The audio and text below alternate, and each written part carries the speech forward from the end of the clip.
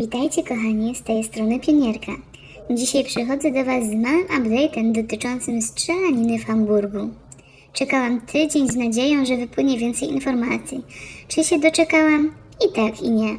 Ale przejdźmy do rzeczy.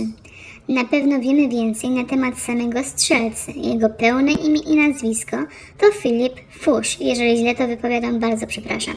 Był 35-letnim samotnym mężczyzną z wyższym wykształceniem ekonomicznym.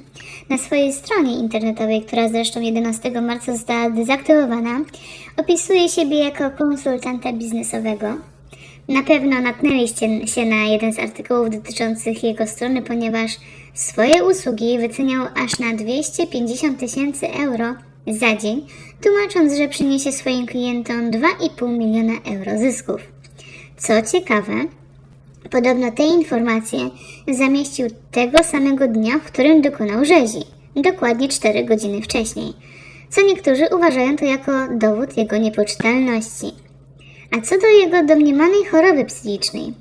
Musimy cofnąć się o niecałe 2 lata, przed 9 marca 2023 roku, do domniemanego powodu odejścia z organizacji Świadków Jehowy. Philipp Fuchs napisał książkę, której tytuł w wolnym tłumaczeniu brzmi Cała prawda o Bogu, Jezusie Chrystusie, szatanie. Nowe spojrzenie na wymiary epokowe. A co sam autor mówi o swojej książce?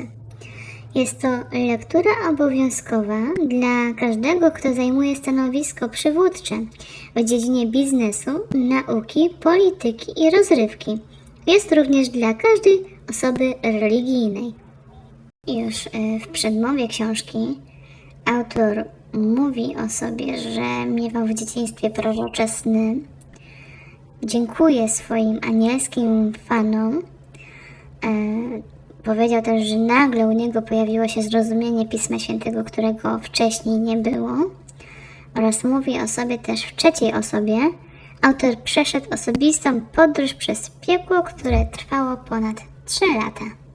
Dlaczego to niektórzy twierdzą, że ta książka świadczy o jego niepoczytalności?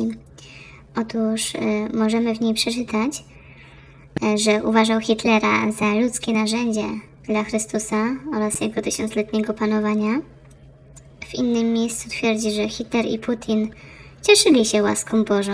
Postrzegał Putina jako męża stanu, który publicznie broni wartości bożych.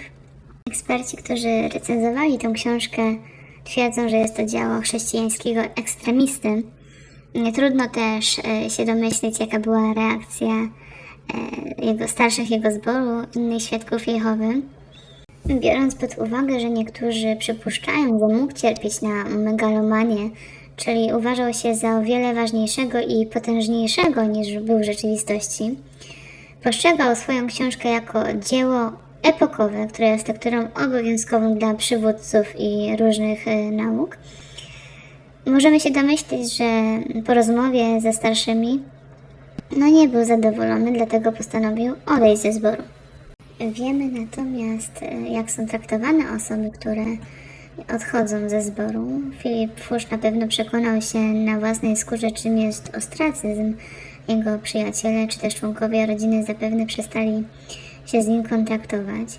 Czy to mógł być taki punkt zapalny tej tragedii? Być może. Fakt, że były osoby, które nie zgadzały się z jego sposobem myślenia, z jego odbieraniem świata, czy też tego duchowego, czy realnego,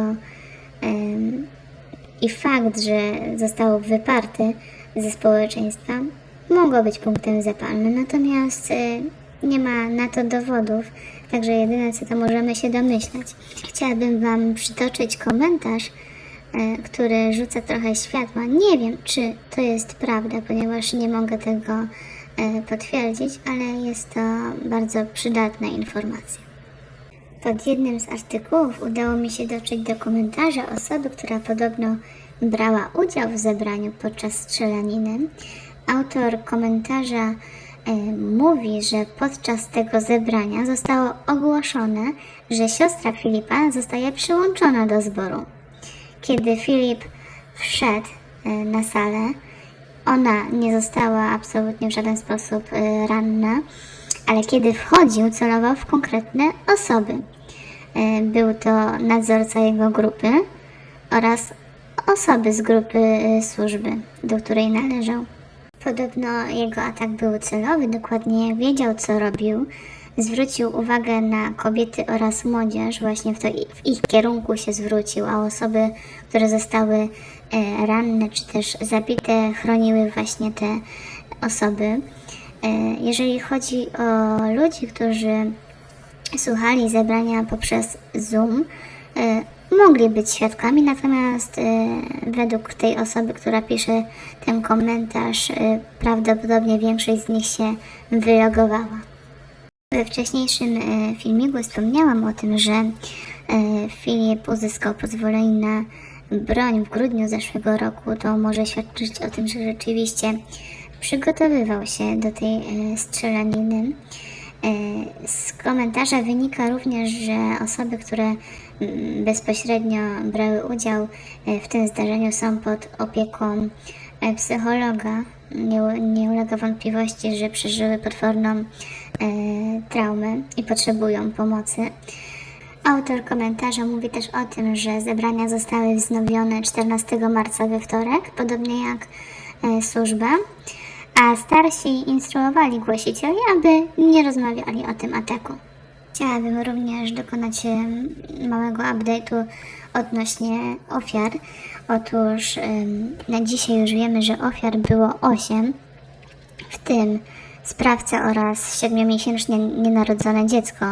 Natomiast pozostałych rannych, bardziej lub mniej, było 9 osób, w tym matka dziecka.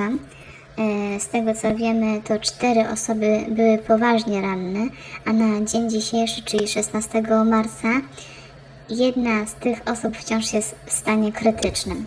Było na tyle, co chciałam dodać odnośnie tej sprawy. Zapewne mogłabym powiedzieć więcej na temat samego życia Filipa, ale uważam, że nie jest to potrzebne. Dziękuję, że byliście ze mną do końca, że mnie wysłuchaliście.